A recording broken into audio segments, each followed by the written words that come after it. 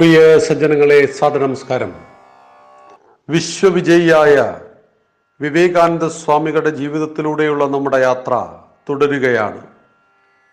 അമേരിക്കയിലേക്ക് പോകുവാൻ സ്വാമിജി തീരുമാനമെടുത്തു. കന്യാകുമാരിയിൽ നിന്ന് മദിരാശിയിലേക്കാണ് സ്വാമിജി പോയത്. അവിടെ വച്ച് വിദ്യാഭ്യാസവും വിവരവുമുള്ള നിരവധി ചെറുപ്പക്കാർ സ്വാമിജിയുടെ ശിഷ്യത്വം ആവേശപൂർവ്വം സ്വീകരിച്ചു. പലതരത്തിലുള്ള വേദികളിലായി സ്വാമിജി മദിരാശിയിൽ ധാരാളം പ്രഭാഷണങ്ങൾ നടത്തി. പ്രധാനപ്പെട്ട പല വ്യക്തികളുമായി പരിചയപ്പെടുവാനും അദ്ദേഹത്തിന് അവസരം ലഭിച്ചു. അവരെല്ലാവരും തന്നെ അഭ്യസ്തവിദ്യരും സമൂഹത്തിൽ മാന്യമായ സ്ഥാനങ്ങൾ അലങ്കരിക്കുന്നവരുമായിരുന്നു.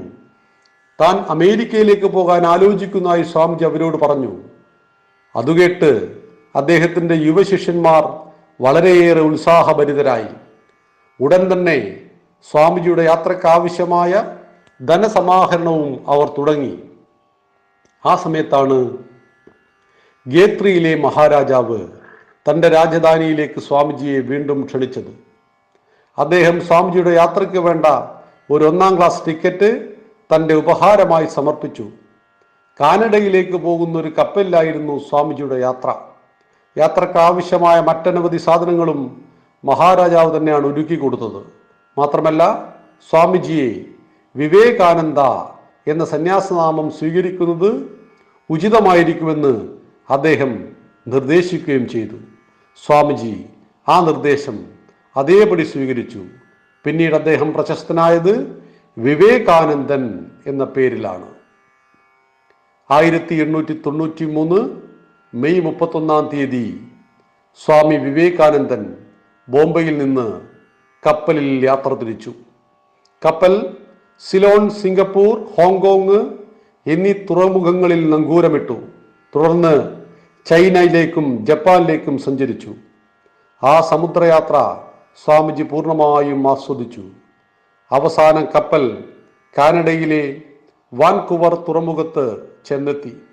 അവിടെ നിന്ന് തീവണ്ടിയിലാണ് അദ്ദേഹം ഷിക്കാഗോ നഗരത്തിലേക്ക് യാത്ര ചെയ്തത്. തീവണ്ടിയിൽ വെച്ച് മിസ്സിസ് സാൻബോൺ എന്ന സ്ത്രീയെ അദ്ദേഹം പരിചയപ്പെട്ടു. കുലീനയും സംസ്കാര സമ്പന്നയുമായിരുന്നു ആ സ്ത്രീ. സ്വാമിജിയുടെ പ്രൗഢിയും ഗാംഭീര്യവും അദ്ദേഹവുമായുള്ള സംഭാഷണവും അവരിൽ മതിപ്പുളവാക്കി. അവർ തമ്മിൽ അതിഹൃദ്യമായ സംഭാഷണവും നടന്നു. അവർ അദ്ദേഹത്തെ സ്വന്തം വീട്ടിലേക്ക് ക്ഷണിച്ചു. അങ്ങ് എപ്പോഴെങ്കിലും ബോസ്റ്റണിൽ വരിക, അങ്ങനെയെങ്കിൽ തീർച്ചയായും എൻ്റെ വീട്ടിൽ വരണം. എനിക്കത് വളരെ സന്തോഷമാകും. മാത്രമല്ല, എനിക്ക് പല പ്രമുഖ വ്യക്തികളുമായി പരിചയപ്പെടുത്തുവാനും അവസരമുണ്ടാകും.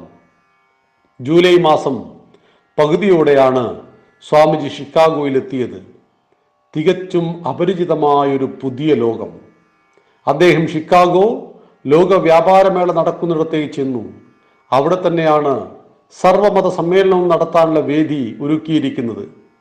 മേളയിൽ കണ്ട പ്രദർശന വസ്തുക്കളും അത്യന്താധുനികമായ ശാസ്ത്ര സാങ്കേതിക കണ്ടുപിടുത്തങ്ങളും അദ്ദേഹത്തെ ശരിക്കും വിസ്മയിപ്പിച്ചു. അത്രയും അത്ഭുതകരമായിരുന്നു അവിടെ കണ്ട യന്ത്രോപകരണങ്ങളും വ്യവസായോൽപ്പന്നങ്ങളും കരകൗശല കലാപ്രദർശനങ്ങളും.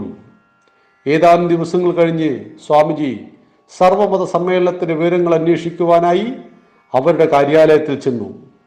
അപ്പോഴാണ് സെപ്റ്റംബറോടുകൂടി മാത്രമേ മതമഹാസമ്മേളനം ആരംഭിക്കുകയുള്ളൂ എന്ന് ഒരു ഞെട്ടലോടെ സ്വാമിജി അറിഞ്ഞത്. അതുമാത്രമല്ല, സമ്മേളനത്തിൽ ഒരു പ്രതിനിധിയായി അദ്ദേഹത്തെ സ്വീകരിക്കുവാൻ നിർവാഹമില്ല എന്നും അവർ അറിയിക്കുകയുണ്ടായി. കാരണം പ്രത്യേകിച്ചൊരു മതത്തിൻ്റെയോ സമുദായത്തെയോ പ്രതികരിക്കുന്നതിന് യാതൊരു തെളിവും ഹാജരാക്കുവാൻ അദ്ദേഹത്തിൻ്റെ കയ്യിൽ ഉണ്ടായിരുന്നില്ല. സമ്മേളനത്തിൽ പങ്കെടുക്കുവാനുള്ള അപേക്ഷകൾ കൈപ്പറ്റുന്ന തീയതിയും കഴിഞ്ഞുപോയിരുന്നു. തീരെ അപ്രതീക്ഷിതമായിരുന്നു കേട്ട വിവരങ്ങളൊക്കെയും. ഏറെ സങ്കടകരം. കയ്യിൽ കരുതിയ പണവും അവസാനിക്കാറായി എന്നതായിരുന്നു അതിലേറെ ദുഃഖകരം. സമ്മേളനത്തിൽ പങ്കെടുക്കണമെങ്കിൽ ഇനിയും 2 മാസം കാത്തിരിക്കേണ്ടതുണ്ട്. അത്രയും നാൾ കഴിച്ചു കൂട്ടുവാനുള്ള പണമൊന്നും അദ്ദേഹത്തിൻ്റെ കൈവശമുണ്ടായിരുന്നില്ല. പിന്നെ പട്ടിണി കിടക്കുകയേ വഴിയുള്ളൂ. സ്വാമിജി ഷിക്കാഗോയിൽ നിന്ന് ബോസ്റ്റണിലേക്ക് യാത്രയായി. അവിടെ അടുത്താണല്ലോ മിസ്സിസ് സാൻബോൺ താമസിച്ചിരുന്നത്. ആ പരിസരത്ത് ഷിക്കാഗോവിനേക്കാൾ കുറഞ്ഞ ചെലവിൽ താമസിക്കാൻ സാധിക്കുമെന്ന് പലരും പറഞ്ഞു കേട്ടിരുന്നു. പുറമേ മിസ്സിസ് സാൻബോൺ കാര്യമായി ക്ഷണിക്കുകയും ചെയ്തിട്ടുണ്ടല്ലോ. അവരുടെ വീട്ടിൽ വെച്ചാണ് ഹാർവാർഡ് സർവകലാശാലയിലെ പ്രൊഫസർ ജെ.എച്ച്. റൈറ്റിനെ കണ്ടുമുട്ടിയത്. സ്വാമിജിയും പ്രൊഫസറും തമ്മിൽ ദീർഘനേരം സംഭാഷണം നടത്തി. പല പല വിഷയങ്ങളും അവർ ചർച്ച ചെയ്തു. സ്വാമിജിയുടെ അഗാധമായ ജ്ഞാനം പ്രൊഫസറെ വിസ്മയിപ്പിച്ചു. സർവമത സമ്മേളനത്തിൽ ഹിന്ദുമതത്തെ പ്രതിനിധീകരിക്കേണ്ടത് സ്വാമിജി തന്നെയെന്ന് അദ്ദേഹം ശഠിച്ചു. അതിനുവേണ്ട യോഗ്യതാപത്രമൊന്നും തൻ്റെ കൈവശമില്ലെന്ന് പറഞ്ഞ് സ്വാമിജിയോട് അദ്ദേഹത്തിൻ്റെ മറുപടി ഇങ്ങനെയായിരുന്നു: സ്വാമിജി, അങ്ങയോട് യോഗ്യതാപത്രം ആവശ്യപ്പെടുകയോ? അസലായി സൂര്യനോട് പ്രകാശിക്കാൻ എന്തവകാശം എന്ന് ചോദിക്കുന്നത് പോലെയാകും അത്. സർവമത സമ്മേളനത്തിൽ സംബന്ധിക്കാൻ ആവശ്യമുള്ള എല്ലാ ഏർപ്പാടുകളും സ്വാമിജിക്ക് വേണ്ടി ചെയ്തത് പ്രൊഫസർ റൈറ്റ് ആയിരുന്നു. കമ്മിറ്റിയുടെ അധ്യക്ഷന് സ്വാമിജിയെ പരിചയപ്പെടുത്തിക്കൊണ്ട് അദ്ദേഹം ഒരു കത്തെഴുതി. അതിലിങ്ങനെയാണ് പറഞ്ഞത്: ഇവിടെയുള്ള പണ്ഡിതന്മാരായ പ്രൊഫസർമാരെ എല്ലാം ചേർത്ത് വച്ചാലും അതിനും മേലെയായിരിക്കും ഈ ഒരാളുടെ അറിവും വിവരവും. ഷിക്കാഗോ വരെ യാത്ര ചെയ്യാനുള്ള ടിക്കറ്റ് അദ്ദേഹം തന്നെയാണ് വാങ്ങിക്കൊടുത്തത്. സ്വാമിജിക്ക് അളവറ്റ അത്ഭുതവും ആനന്ദവും തോന്നി. ഈശ്വരന്റെ ഇച്ഛ. ഏതെല്ലാം മാർഗങ്ങളിൽ കൂടിയാണ് അത് നടപ്പിലാക്കപ്പെടുന്നത്? സ്വാമിജി ഷിക്കാഗോവിലെത്തി.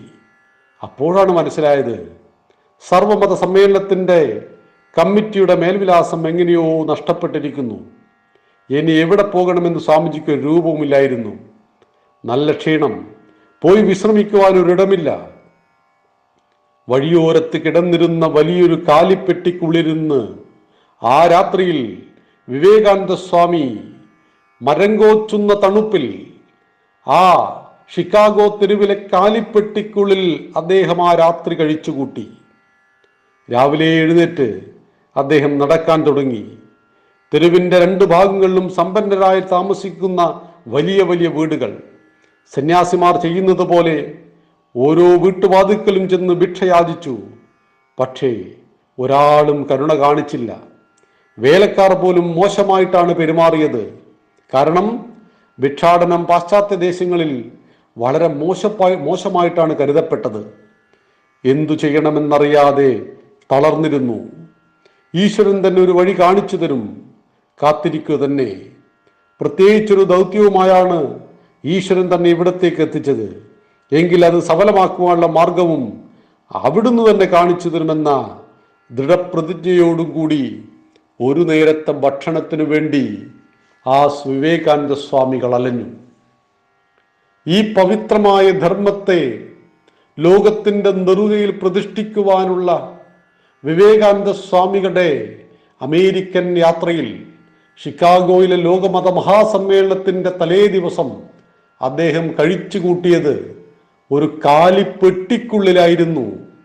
പട്ടികളും പൂച്ചകളും താമസിക്കുന്ന ഷിക്കാഗോ തെരുവോരത്തിലെ ഒരു വലിയ പെട്ടിക്കുള്ളിൽ മരം കോച്ചുന്ന തണുപ്പിനെ വകവെക്കാതെ അദ്ദേഹം കൂനിക്കൂടി അതിനുള്ളിലിരുന്നു.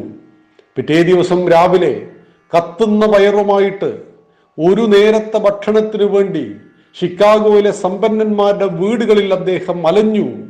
എല്ലാവർക്കും മുന്നിലും കൈനീട്ടി. ഭിക്ഷാടനത്തെ പുച്ഛത്തോടുകൂടി കണ്ടിരുന്ന ആ സമൂഹം എല്ലാ സ്ഥലത്തു നിന്നും സ്വാമിജിയെ ആട്ടിയോടിച്ചു. ആ ത്യാഗം, ആ കഷ്ടപ്പാട് വരുന്ന ഉദയസൂര്യനു വേണ്ടിയുള്ള ഒരു തയ്യാറെടുപ്പായിരുന്നു എന്ന് പിറ്റേ ദിവസം ലോകം സാക്ഷ്യപ്പെടുത്തി. നാളെ ലോകമത മഹാസമ്മേളനത്തെക്കുറിച്ച് നമുക്ക് ചിന്തിക്കാം. വിവേകാനന്ദ സ്വാമിയുടെ ജീവിതത്തിലൂടെ യാത്ര തുടരാം. നന്ദി, നമസ്കാരം. വന്ദേ മാതരം.